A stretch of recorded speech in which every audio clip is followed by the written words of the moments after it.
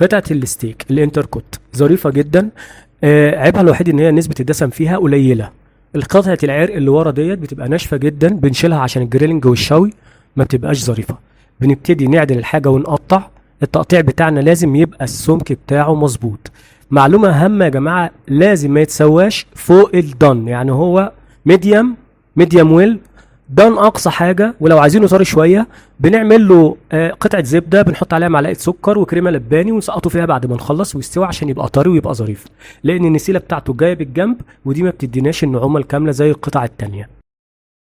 لما نيجي نقطع الستيك اهم حاجه ناخد بالنا منها ان السمك من فوق يبقى زي من تحت، ما نقطعش القطعه ناحيه رفيعه وناحيه تخينه، فاللي بيجي يسوي ناحيه تستوي منه وناحيه تبقى لسه ما استوتش، دي بتضايق طبعا جدا في الاكل.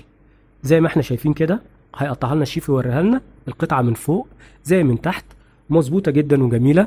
قطعه الستيك ما ينفعش تقل عن سمك سنتي، اقل من سنتي ما تبقاش ستيك للشوي ولا للجريل، تبقى صينيه. تمام، وبألف هنا وشفا.